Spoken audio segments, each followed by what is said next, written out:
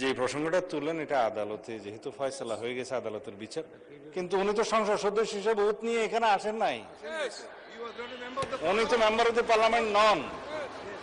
সেটা তার প্রার্থিতা চ্যালেঞ্জ হয়েছে এবং সেই প্রার্থিতা সম্পর্কে উচ্চ আদালত রায় দিয়েছে, সেটা এখানেই শেষ, end of the story. He is not parliament. উনি এখানে সংসদ সদস্য থাকলে তখন এই কথাটা বলা যেত।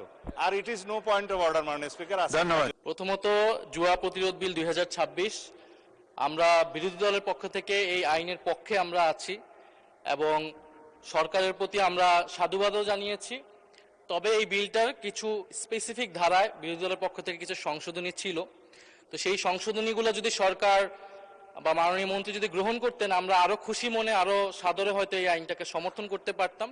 তারপরে আমরা সমর্থন করছি এবং আমরা আশা করব যাতে এই সংশোধনীগুলা বা এই কনসার্নগুলা যাতে সরকার পরবর্তীতে বিবেচনা করে, কারণ আমরা প্রয়োগে গেলেই আমরা আরো ভালো করে বুঝতে পারবো এবং এই আইনের যাতে কোনো অপব্যবহার না হয় এবং নাগরিক বা অধিকার বা মানবাধিকার যাতে হরণ না হয়, এটা যাতে সরকার সর্বাত্মকভাবে খেয়াল রাখেন। মাননীয় স্পিকার, আপনাকে ধন্যবাদ। আর সর্বসম্মতিক্রমে এই আইনটা পাশ হলো। ধন্যবাদ।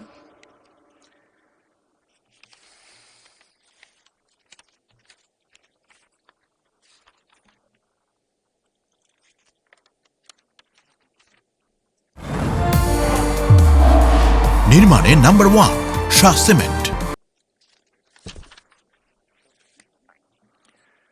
মাননীয় সদস্যবৃন্দ, জুয়া প্রতিরোধ বিল 2026 সর্বসম্মতিক্রমে এই সংসদে পাশ হলো।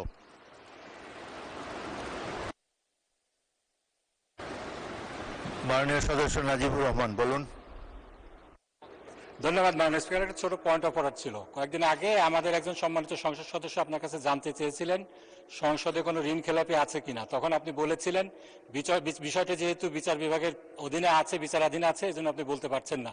আজকে একজন ব্যক্তির মনোনয়নপত্র বাতিল হয়েছে এই ঋণ খেলাপি হওয়ার দায়ে। এখন কি আমরা বলতে পারবো উনি ঋণ খেলাপি ছিলেন? এটা আমার পয়েন্ট অফ অর্ডার ছিল মাননীয় স্পিকার। ধন্যবাদ। মাননীয় সদস্য, এটা ঠিক পয়েন্ট অফ অর্ডার হলো না। একজন সদস্যের সদস্যপদ থাকবে কি থাকবে না এটা নির্বাচন কমিশন স্থির করবে। নির্বাচন কমিশন যখন এই বিষয়ে আদালতের নির্দেশ মোতাবেক আদেশ জারি করবে তখন আমি সংসদে আপনাদেরকে জানাতে পারবো। সুতরাং আমাদেরকে আরো কিছুদিন অপেক্ষা করতে হবে চূড়ান্ত রায়ের জন্য, নির্বাচন কমিশনের চূড়ান্ত মন্তব্যের জন্য। মাননীয় স্বরাষ্ট্রমন্ত্রী বলতে চান কিছু? সময় নেই।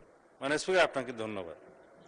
আমরা সেদিন বলেছিলাম এই মহান জাতীয় সংসদে কোনো ঋণ খেলাপি নেই, সদস্য নেই, ঋণগ্রস্ত থাকতে পারে আইনিভাবে।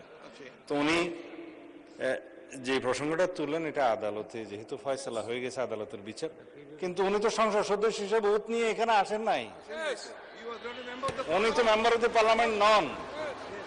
সেটা তার প্রার্থিতা চ্যালেঞ্জ হয়েছে এবং সেই প্রার্থিতা সম্পর্কে উচ্চ আদালত রায় দিয়েছে, সেটা এখানেই শেষ, এন্ড অফ দি স্টোরি।